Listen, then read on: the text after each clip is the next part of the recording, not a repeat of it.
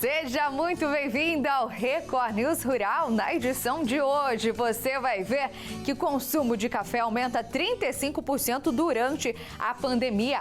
Tem receita rápida de torta de bacalhau e música com a dupla Álvaro e Marcelo. E o que resta pra mim é saudade, enquanto se diverte pelos pubs da cidade.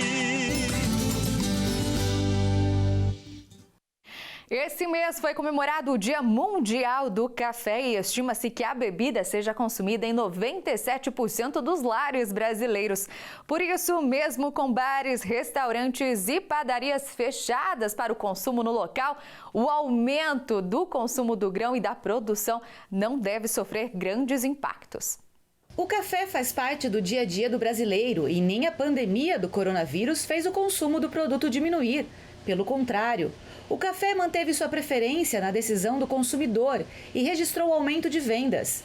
Com isso, os produtores acreditam que não serão tão atingidos por uma futura crise. Quando foi decretado a quarentena, houve uma corrida dos consumidores aos supermercados e isso teve um pico de consumo. Acrescentou cerca de 35% na demanda do café. Hoje já voltamos à normalidade. Creio que isso deve continuar. O café não vai sofrer muito impacto com a crise econômica que está por vir. O impacto negativo, porém, está no fechamento de cafés e padarias durante o período de quarentena. De acordo com a ABIC, a Associação Brasileira da Indústria do Café, há cerca de 10 mil estabelecimentos do tipo espalhados pelo país. Eu acho que o crescimento de um lado acaba compensando essa perca para as indústrias. Dados da ABIC, que representa mais de 85% do café industrializado no país, apontam que o café é consumido em 97% dos lares brasileiros, sendo o torrado e moído a principal demanda. Agora, a preocupação é com a colheita que se inicia nos cafezais. As preocupações do setor com a proliferação do coronavírus é muito grande. As empresas hoje já todos trabalham com os EPIs. Quanto à relação com o campo, as informações que temos é que todos já estão tomando as devidas providências, que a colheita já está chegando. E a estimativa da safra dos cafés do Brasil prevê que a produção total vai atingir um volume médio de 60 milhões de sacas de 60 quilos. A produção dos cafés do Brasil ocupa uma área de 1.885.000 hectares. Desses, pouco mais de 1,5 milhão são de café arábica e 371 mil de robusta. A safra total estimada em 60 milhões de sacas tem produtividade média de 30 sacas de café arábica e de 40 sacas de café robusta por hectare em 2020. Esses números, se comparado com a safra anterior, representam um incremento de 4,5% na área e de 24% na produtividade. Tendo em vista a proximidade da colheita do café, uma pesquisa realizada pela Embrapa aponta que 42% dos produtores realizam a derriça manual sem equipamento em suas propriedades. 25% realizam a colheita mecanizada, 23% fazem a colheita com equipamentos acoplados ao corpo e 10% dos respondentes fazem a colheita manual seletiva. Conhecida como a Cidade das Feiras, um município do interior do Paraná está com esses espaços fechados e por isso os agricultores estão recorrendo a outras formas para vender os produtos. O jeito é receber as encomendas pelas redes sociais e aplicativos e fazer a entrega na porta da casa dos consumidores. Em tempos de Covid-19, verduras e legumes só no supermercado, mas não no bairro da Bia. Para garantir o alimento fresco na mesa, ela deu uma ideia ao Gabriel. Ele sempre mexeu com horta, com verdura, eu também como bastante. E aí um dia eu respondi um post dele, que ele estava na horta, perguntei se ele tinha, e ele falou, eu tenho, não sei o que, mas compensava com mais gente. Aí eu avisei minha mãe, minha avó, minha tia, a vizinhança, e agora ele está aqui entregando bastante. Aos 18 anos, Ele estuda agronomia e no tempo vago trabalha na propriedade da família. Desde pequeno eu sempre ajudei, né? Amarrava cebolinha, ajudava nas coisas mais leves que eu conseguia fazer e quando eu ia pro colégio às vezes comercializava com algumas professoras, entendeu? Tipo alguns temperos, algumas coisas que eu conseguia carregar. Mas com as aulas paralisadas por conta da pandemia, não pensou duas vezes antes de atender o pedido da amiga. E uma indicação aqui, outra ali, ele formou uma rede de compradores. Tudo organizado por um aplicativo de conversa no celular. As entregas acontecem 3 vezes por semana. Depois de passar o dia na lavoura, o Gabriel seleciona as verduras e vai de casa em casa, em bairros e condomínios de Maringá, em casas também na cidade de Paissandu e no distrito de Floriano. Tudo isso para entregar em mãos um alimento fresquinho, saudável e seguro. Querendo ou não, eu também tenho um pouco de medo, sabe, de contrair e tal, mas a ajuda que eu faço de levar as hortaliças na parte da casa das pessoas facilita bastante para elas e diminui o risco para elas também. E quem recebe em casa reconhece. É um carinho, é um amor. Você vê, a gente recebe os produtos fresquinhos, então é mais uma atenção com a gente que não está saindo de casa e é um cuidado com a família da gente. Lembrando que você pode acompanhar também todas as matérias que você vê aqui na Record News no nosso canal no YouTube. Lá você consegue assistir também a nossa programação ao vivo. É só acessar youtube.com/Record News. Se inscreva e fique conectado com a gente. Use a hashtag Record News para mandar o seu recado, comentário ou mandar sugestões. Quase 80 cidades que formam o chamado Cinturão Verde, que concentra a produção de frutas e hortaliças na região metropolitana de São Paulo, registraram queda nas vendas de mais de 70%. E a maior preocupação agora é com as frutas da época, como caqui, uva e mexerica. Alguns produtores ainda estão com as frutas no pé e temem perder toda a safra. Das 10 toneladas de caqui que seriam colhidas destes pés carregados, metade deve se perder. A previsão pessimista é do José Luiz, o dono do pomar que fica em Jundiaí, no interior de São Paulo. Em pleno início de colheita, ele já calcula o prejuízo. A maior parte da produção era vendida numa banca montada num terminal de ônibus da cidade. Eu dependo do povo, né? E não tem gente para comprar. E não tem gente para comprar. Reflexo da pandemia do coronavírus e algo inédito para a família de agricultores. Nunca tinha acontecido. Meu pai tem 82 anos, nunca aconteceu. Uva, caqui, poncã. Um vinha comprar aqui, comprava lá. Hoje não parece nenhum para comprar. O problema se estende a outros produtores. A estimativa é de uma perda entre 30% e 40% da safra de 4 mil toneladas do município que fica a 50 quilômetros de São Paulo. Você tem a merenda escolar que consumia essa fruta. A gente tem a centrais de abastecimento. Quem busca nas centrais são hotéis, restaurantes. Eles também diminuíram muito a procura nas centrais de abastecimento. Então, o caqui tem ficado no pé. O prejuízo dos pequenos produtores aqui de Jundiaí é inevitável. Boa parte da safra nem vai sair da roça. Para reduzir as perdas, a Secretaria de Agronegócios do município encontrou uma alternativa: incentivar mercados, feirantes e os próprios moradores a comprar frutas e hortaliças direto dos agricultores. Já são 60 produtores neste site. Além do nome de cada um, é possível encontrar o contato e o que ele tem para vender. Uma vantagem da venda direta é que não tem atravessador e a margem de lucro pode ser maior. A saída encontrada vai ajudar na venda da produção de outras frutas que serão colhidas logo depois do caqui. Estamos iniciando a safra da poncã, a goiaba, que é um produto que tem se consolidado no município e tem se mantido ao longo de todo o ano, e as hortaliças e verduras aqui. O município faz parte do Cinturão Verde, que fica ao redor da região metropolitana de São Paulo. A produção de hortaliças também abastece um grande mercado consumidor. A ideia da venda direta empolgou o José Luiz. Ele ainda tem a colheita de mexerica poncã pela frente e já pensa em adotar uma nova forma de negócio para não ter um prejuízo maior. A gente pode fazer até um delivery tava pensando em entregar em casa, por telefone, o pessoal ligar, dá para entregar, fazer alguma coisa assim, entendeu? É um consumo que vai ajudar a gente também, né, financeiramente, né? Você junta um pouco aqui, um pouco de lá e vai somando, né? Os ovos estão mais caros e o aumento de 11% foi em pouco mais de 10 dias. A pandemia fez o preço subir e o cardápio mudar de novo. E a proteína deixou de ser uma alternativa para substituir a carne. Na casa de Rosimar, são 2 caixas com 30 ovos cada toda semana. Pão de queijo, bolo, omelete, cozido.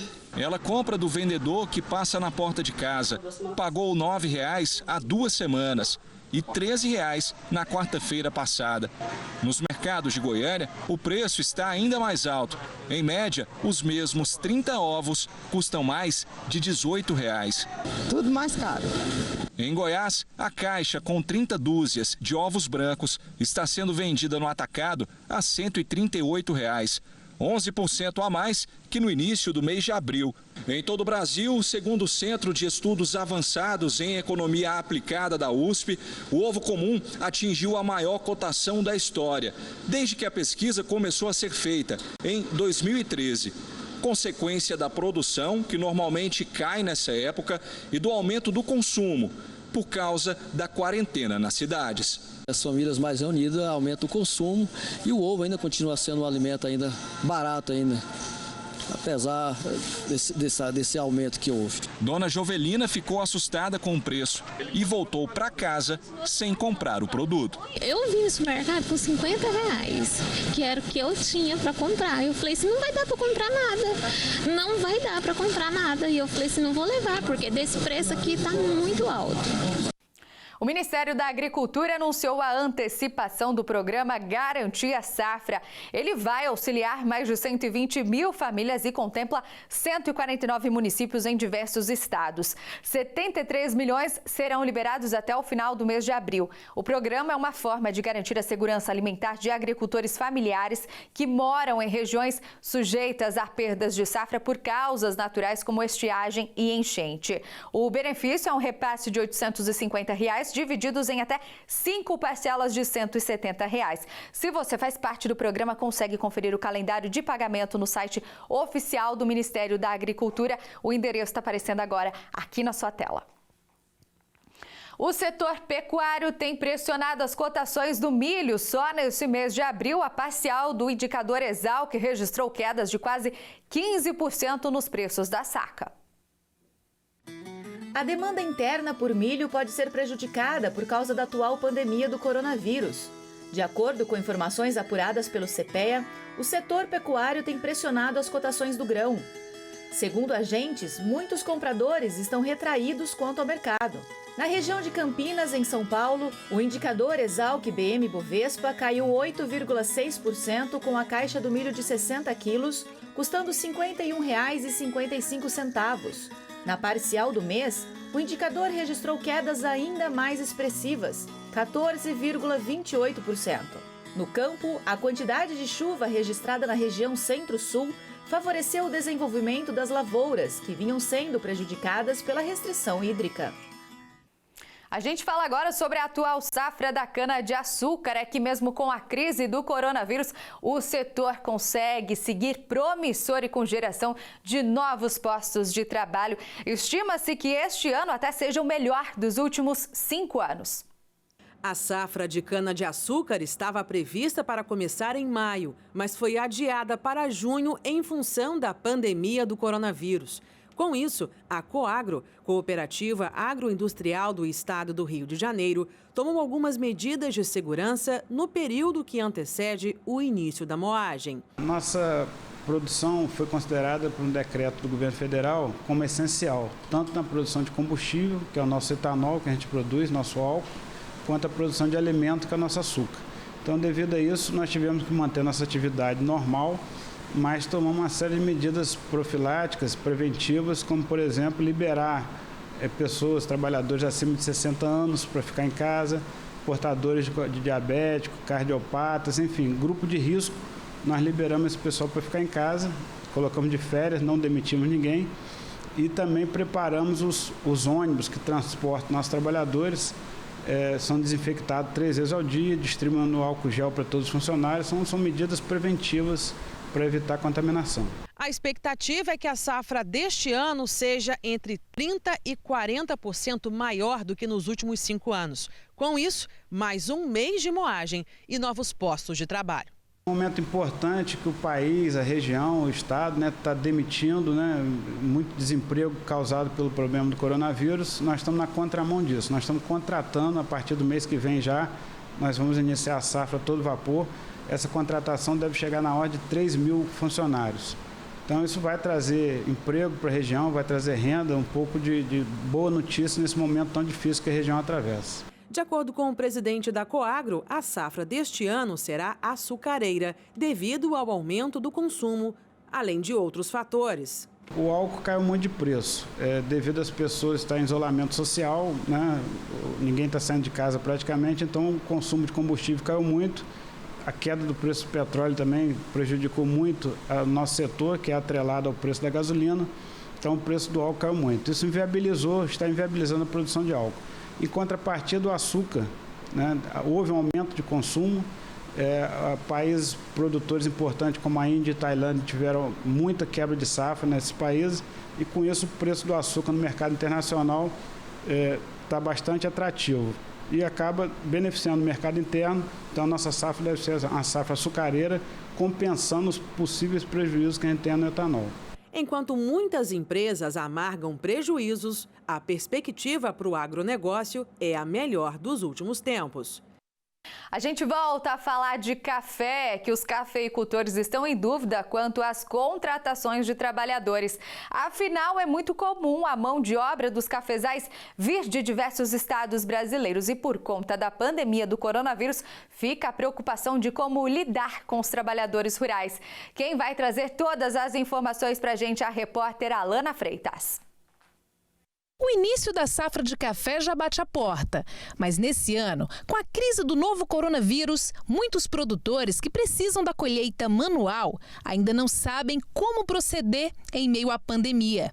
Nessa semana, a nossa produção recebeu pedido de ajuda de um desses cafeicultores. Com esse problema do coronavírus, a gente não sabe se eles vão poder vir, se a fronteira está passando, se não está, cada um fala uma coisa. E a gente está ficando apreensivo, porque, por exemplo, eu sempre contrato eles todo ano para colher o café. E eles só têm esse trabalho uma vez por ano. Depois eles voltam para lá, ficam o ano inteiro e vêm pôr o café. Como é que será que vai ser isso?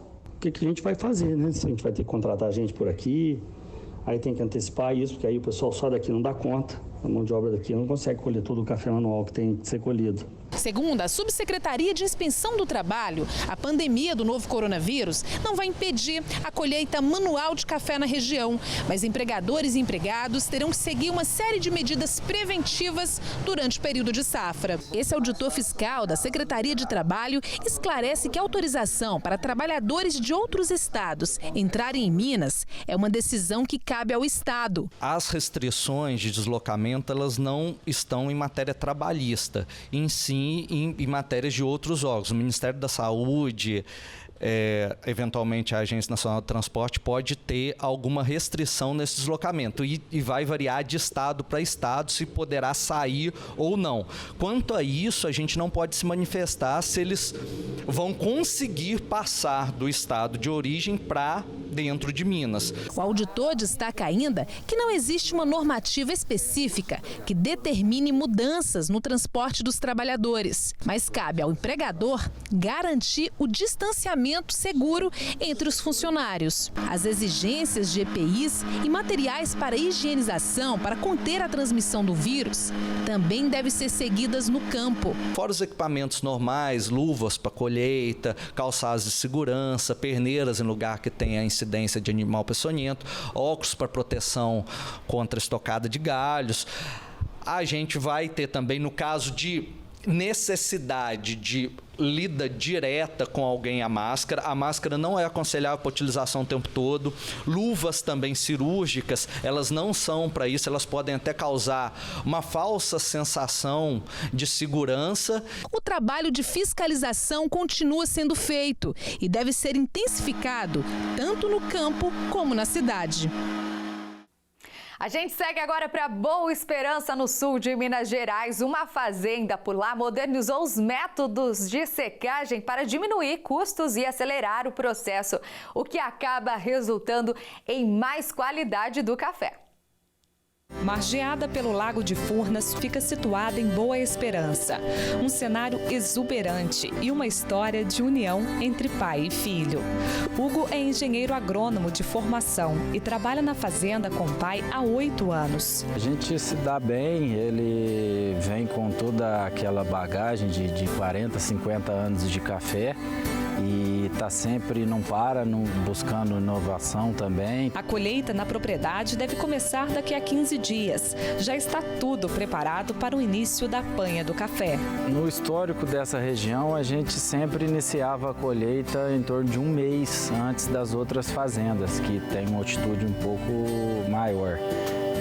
Mas esse ano não está dando tanta diferença não, está bem igual perante a outras fazendas. O produtor tem conseguido uma alta produtividade por hectare em torno de 40 sacas. Isso por causa do manejo correto, feito na hora certa e também pela opção da safra zero. O compromisso com a qualidade vai desde a escolha das variedades até um pós-colheita moderno e eficiente. A propriedade implementou um novo sistema para a secagem de café.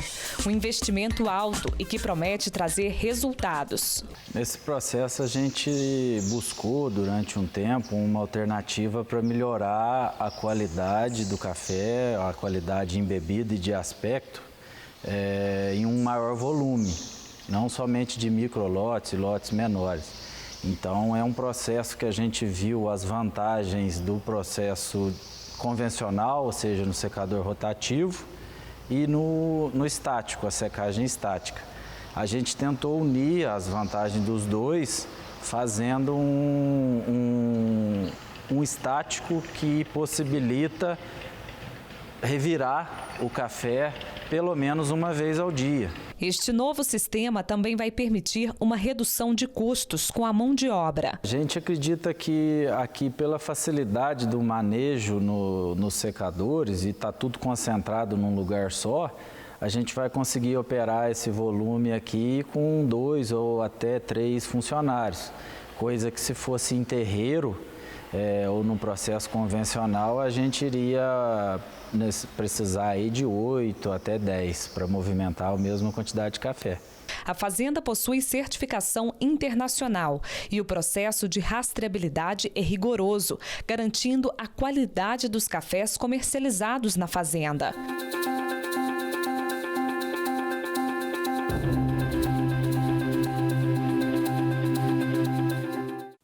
E o mercado não está para peixe na maior região produtora de tilápia em tanque do país.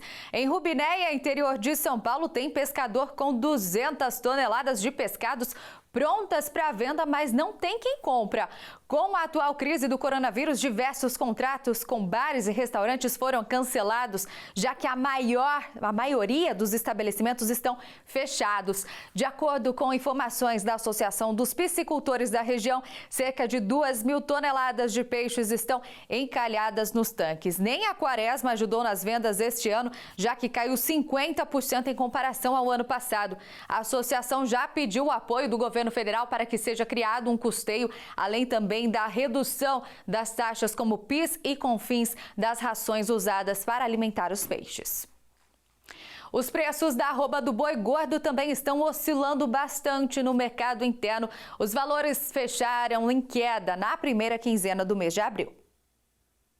Por causa da pandemia do coronavírus, os preços da arroba do boi gordo oscilaram bastante nesta primeira quinzena do mês de abril.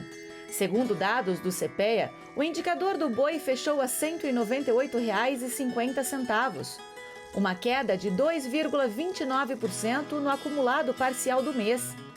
Para se ter uma ideia, no primeiro dia de abril, o acumulado chegou a R$ 203, enquanto que no dia 2, o acumulado foi de R$ 195,40. E devido às incertezas do cenário econômico atual, os valores devem continuar apresentando oscilações nos próximos dias.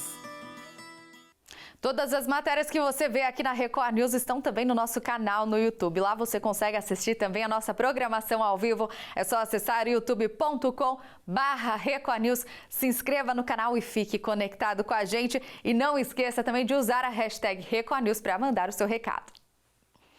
Uma boa notícia agora, as vendas de banana aumentaram nos últimos dias no estado de São Paulo e o motivo é a prorrogação da quarentena.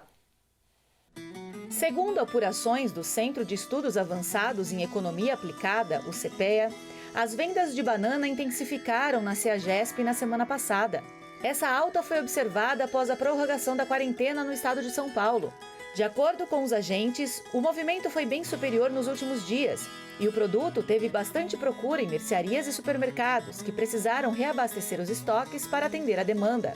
O preço da banana nanica registrou aumento de 3%, com média de R$ 38,00 a caixa de 22 quilos. A banana prata Anã de primeira qualidade está com oferta limitada na roça, portanto, acabou valorizando 7%, o que resultou em uma média de R$ 61,25 a caixa de 20 quilos. Agora, olha só, a cidade de Varginha, em Minas Gerais, vai ser totalmente desinfectada para barrar o coronavírus. E a ajuda veio do setor agro. A cooperativa dos cafeicultores disponibilizou bombas costais, trajes de EPI e também as substâncias químicas necessárias. Em meio à pandemia do novo coronavírus, a segunda maior cooperativa em exportação de café, a Minasul, resolveu pegar as ferramentas do campo, arregaçar as mangas e ajudar a prefeitura de Varginha. Nós estamos oferecendo bombas costais, nós estamos doando esses pulverizadores costais, estamos doando todo o equipamento, a roupa, o EPI para a pessoa aplicar e estamos doando também as substâncias químicas que são usadas diluídas em água. E todo esse aparato já está sendo utilizado pela prefeitura, que hoje precisa cuidar de 135 mil habitantes. A ideia é que todos os bairros e locais mais vulneráveis à contaminação pelo novo coronavírus sejam pulverizados. Estamos aí fazendo esse trabalho de desinfecção em toda a cidade, especialmente nos pontos de ônibus, rodoviária, onde há possibilidade de aglomeração de pessoas, nós estamos lá fazendo esse trabalho que não deixa de ser prevenção. Os agentes da epidemiologia já passaram por alguns bairros e pela rodoviária. No local, os cuidados foram tomados tanto na parte interna como no saguão de embarque e desembarque e também na área de fora do prédio. A doação feita pela cooperativa também foi estendida para Nepomuceno, município com quase 26 mil habitantes e que fica a cerca de 80 quilômetros aqui de Varginha. Que a gente costuma dizer que nós seguimos o ritmo da natureza. Então, nossos animais não entram em quarentena, nossas plantas não entram em quarentena, a vaca de manhã tem que ser ordenhada, a fruta madura tem que ser colhida, graças a Deus, que aí esse ciclo da vida não para. Nós que já estamos acostumados com isso, continuamos, e temos exatamente a noção dessa nobre missão de alimentar a nossa população. Então, continuamos sem quarentena. Ainda segundo o presidente da Minasul, a esperança é que a solidariedade vá além do setor agro. É o que a gente espera, nós sabemos que tem várias iniciativas, mas queremos dar esse exemplo, queremos participar e todos esses nossos 8 mil cooperados, eles de certa forma participam também. Nós temos aí alguns produtores emprestando tratores, emprestando equipamentos de pulverização maiores para se colocar em ruas, para se colocar em alguns pontos da cidade. Isso tem ajudado também nessa nossa intenção de combater a pandemia. O citricultor tem motivos para comemorar. É que, de acordo com informações do Ceasa, a procura por frutas cítricas aumentaram 30% agora no mês de março. E a atual pandemia pode ser a explicação dessa alta. Veja na reportagem do Eduardo Souza. O seu Lucinal, de 82 anos, costuma comprar 12 laranjas quando vem à feira. Dessa vez levou o dobro, pedido da esposa, devidamente anotado na lista de compras. A laranja faz bem, né? O senhor acha que aumenta a resistência? Aumenta, sim. A procura por laranja e outras frutas cítricas teve um aumento de 30% em março, na comparação com meses anteriores, de acordo com a Central Estadual de Abastecimento de São Paulo. Com demanda maior, o preço também subiu. A caixa de limão, que era vendida de 15 a 20 reais, passou a custar até 25. E a da laranja pulou de 35 reais para 50. Na feira, a dúzia da fruta, que saía por 6 reais, está sendo vendida por 8 reais. Foi o maior aumento entre as frutas cítricas. Tem Tem que repassar, senão não dá para trabalhar, né? Como é que você paga as despesas? O preço aumentou, mas o poder de convencimento do feirante também. Gasta aqui, não gasta na farmácia, vamos, gente! Os cítricos em geral são ricos em vitamina C. Muitas pessoas acreditam que o consumo maior dessas frutas nesse momento aumente a imunidade para ficar livre da Covid-19. Essa crença está associada a outra mais antiga de que vitamina C é um ótimo remédio para a gripe. Não é um mito, a gente vê que vitamina C ajuda, mas não é só a vitamina C que vai te defender contra nenhum vírus da gripe, nem da coronavírus. É isso que eu quero dizer. Não fica olhando em um nutriente só. A imunidade é muito mais complexa do que só tomar suplemento ou só tomar frutas cítricas. A receita da nutricionista para melhorar a imunidade é combater o estresse, a ansiedade e uma dieta natural e rica em nutrientes. Comer comida caseira, fresca, é a melhor coisa que você pode fazer para seu corpo. E seu corpo precisa de variedade, não só suco de laranja, hein? Suco de laranja, mais pão, mais também uma carne, mais também arroz, feijão. Agora nós vamos conhecer um casal de agricultores que vem utilizando a tecnologia para conseguir fazer as vendas. Todo o processo é feito por um aplicativo de mensagens. Dá só uma olhada. O momento é de isolamento social para a maioria da população, mas tem aquelas pessoas que não podem parar. O trabalho delas é essencial. É o caso dos produtores rurais. Edmeia sabe como é isso. Ela e o marido trabalham dia e noite para não desabastecer as feiras de Campos. E variedade é o que não falta. Ai, tem muita coisa, tem graviola, tem pinha, melancia, abóbora, muita coisa. E a minha vida é a roça. Eu falo para minhas filhas, eu amo a minha roça. Então é tudo que eu tenho, primeiramente Deus, segundo a minha família e a minha plantação, com certeza. O secretário municipal de Agricultura de Campos explica que depois do decreto municipal em que exigia fechamento do comércio na cidade, quem trabalha no campo também teve grandes prejuízos. Ficamos sim uma semana parado porque foi um desastre esse vírus que chegou aí. Todo mundo ficou com medo, né?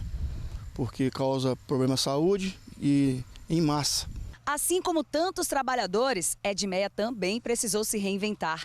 E para não perder a produção e nem os fregueses, a produtora rural está usando a tecnologia. Que afastou muito freguês da gente, né? Então com isso a gente perde muita produção. Mas está dando para a gente levar, porque a gente mantém um contato com os freguês de WhatsApp e às vezes a gente leva até eles, se eles não podem passar na feira, se eles não querem, a gente marca, sabe onde que é o endereço, leva e entrega a eles e assim a gente vai fazendo por diante. Todos os agricultores e produtores rurais estão recebendo orientação para trabalhar no período da pandemia. Todas as orientações dadas pela saúde, né? Usar álcool gel ou álcool 70, não ter muita aglomeração, entendeu? Usando todos os procedimentos que interrompem a propagação desse vírus. O pessoal, o produtor acima de 60 anos, que teve algum problema de saúde, a gente orientou para não ir para a feira, porque pode pegar o vírus e causar danos até à família deles. Que não é fácil para a gente, para mim e ela, trabalhar só eu e ela não é fácil não. E o que está acontecendo? Para nós, com essa chuva que está dando, está vindo muito mato. Para nós ter o produto orgânico, nós temos que estar roçando e para levar para os fregueses um produto sadio. Para eles tão felizes como a gente fica feliz e eles também. A produtora está fazendo tudo o que é necessário para a segurança dela e de quem consome o que ela produz nesta pandemia do novo coronavírus. Na feira, por causa da gente lidar com o público e com dinheiro, aí a gente tem que ter bastante cuidado, não só pela gente, mas pelo nosso freguês, né? Aí eu chego lá, primeiramente o que eu faço, eu levo bastante água de casa. Levo sabão de coco, né? Levo um pote para mim botar água e ficar sempre lavando a mão e trocando aquela água. Depois eu pego o álcool 70 e passo na mão, faço todo o procedimento como a gente já viu na televisão e que as pessoas também ensinam a gente. Bacalhau é o ingrediente que a gente vai usar para fazer uma torta super rápida e deliciosa. Então, papel e caneta na mão para anotar essa receita que vem do interior do Espírito Santo. E a receita de hoje é mais do que especial. Nós vamos mostrar para vocês como se faz uma torta de bacalhau. Prepare papel e caneta e anote aí os ingredientes. A porção é para 4 pessoas e você vai precisar de 500 gramas de bacalhau, 500 gramas de palmito, uma cebola picada, um tomate picado, cebolinha verde, azeitona sem caroço, 3 ovos, farinha de rosca, fermento em pó, coloral, alho, sal a gosto e azeite. Hora do preparo, hein? Com a panela bem quente, adicione o azeite. Em seguida, a cebola picada, o alho e mexa até dourar. Aí você acrescenta o coloral e misture bem. Agora coloque o bacalhau já fervido, hein, gente? Para retirar o excesso de sal. Esse barulhinho dá uma fome. Bom, depois coloque o tomate picado, palmito e pode ir acrescentando o azeite. Agora coloque a azeitona, depois a farinha de rosca, mas atenção, cuidado com o excesso de farinha para não ressecar o recheio, hein? Agora misture bem e para finalizar, cebolinha verde. O recheio tá bonito, hein? Bom, agora eu vou pegar o recheio e vou tirar da panela, vou colocar nesse bowl aqui para poder esfriar um pouquinho, que a gente vai preparar a cobertura. E um pouquinho dessa cobertura a gente mistura no recheio para dar liga, porque ele tá muito seco. Hora de preparar a cobertura. Você vai separar as claras dos 3 ovos e bater até ficarem neve. Depois acrescente as gemas. Coloque fermento em pó e mexa delicadamente. Tem dica, hein? O ideal é a gente deixar esse recheio ficar assim bem morninho, não precisa ficar gelado, mas pelo menos um pouco mais frio, porque como aqui é clara, na hora que você misturar aqui pode desandar um pouquinho se ele estiver muito quente. Depois de tudo misturado, coloque numa assadeira e atenção porque não é preciso untar. Cubra o recheio com o restante daquela cobertura feita com as claras. Leve ao forno pré-aquecido e espere dourar. E depois de 30 minutos, olha só, tá aí a torta de bacalhau preparada pelas mãos da Fabiane Garcia.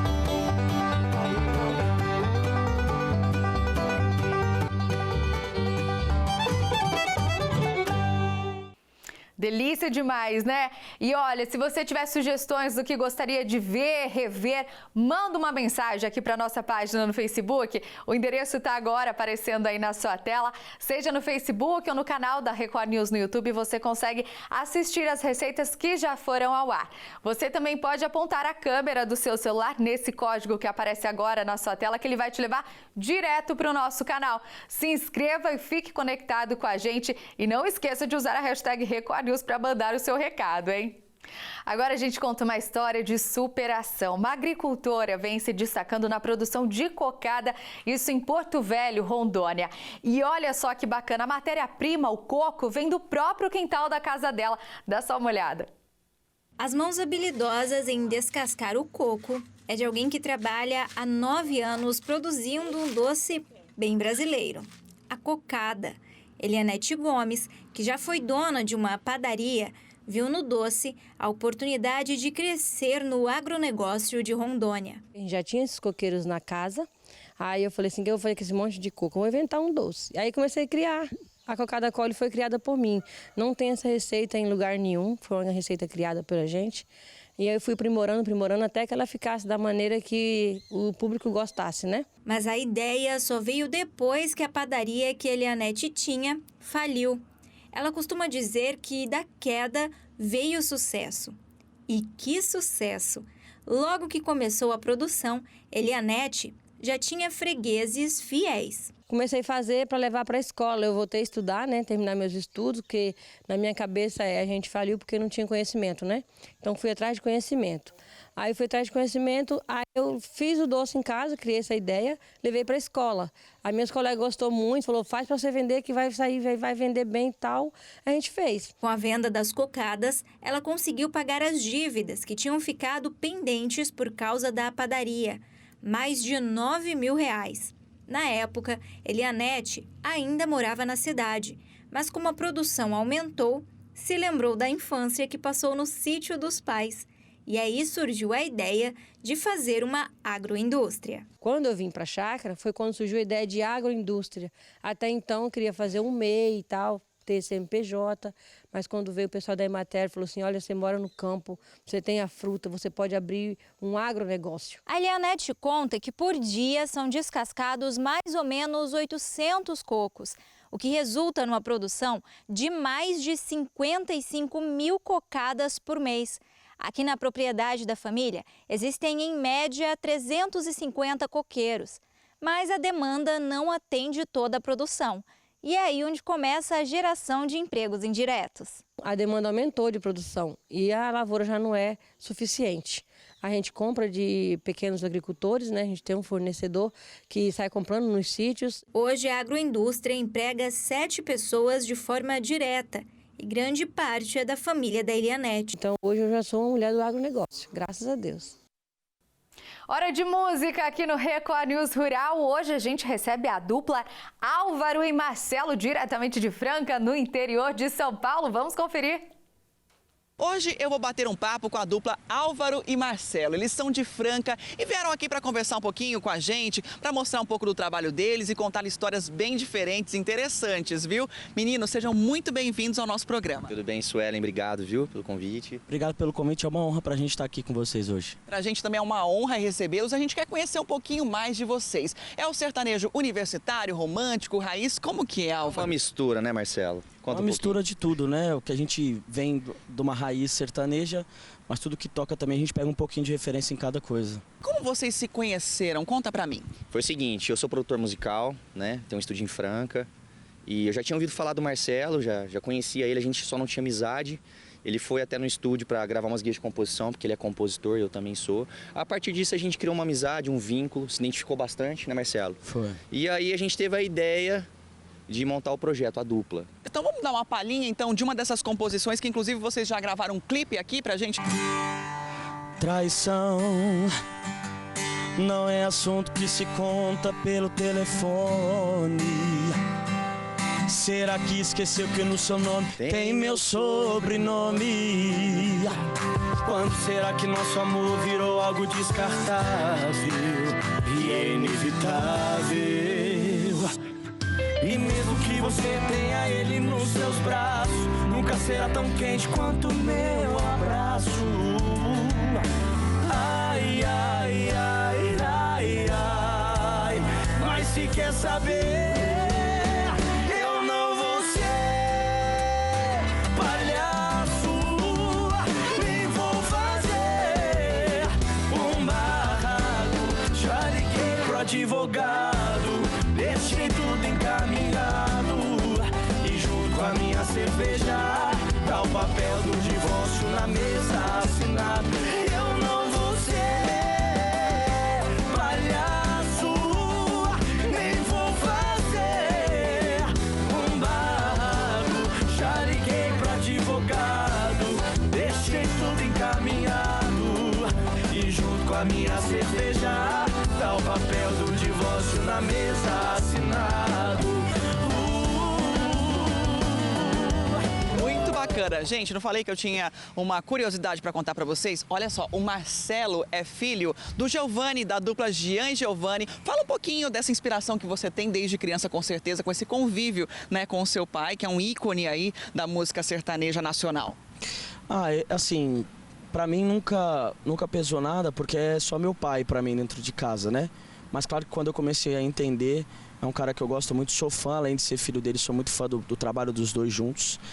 E pra gente, na verdade, só ajuda, nada atrapalha, é sempre uma coisa que abre muitas portas, né, Alvin? Umas coisas que abrem muitas portas pra gente. Então ele vai participar, os dois, a dupla vai participar então da gravação do DVD em Goiânia. É isso aí. Dá pra vocês cantarem então em primeira mão uma música que vocês vão tocar, cantar no DVD com o seu pai, inclusive? Vamos lá, surpresa, hein, Marcelo? Vamos lá, essa chama Ex-Menina. E o que resta pra mim é saudade, enquanto se diverte pelos pubs da cidade. Preciso ocupar minha mente vazia pra não dar tempo de lembrar da minha ex-menina. Quem quiser contratar o show de vocês, quem tem que fazer, onde tem que procurar? Telefone na telinha, contato para shows, JRS. Instagram, Marcelinho. Álvaro e Marcelo, YouTube Álvaro e Marcelo, Facebook Álvaro e Marcelo. Tudo Álvaro e Marcelo. Não tem ninguém com esse nome, então é bem facinho de achar, gente. E o Record News Rural de hoje tá terminando aqui. Muito obrigada pela tua audiência e também pela tua companhia. Até a próxima!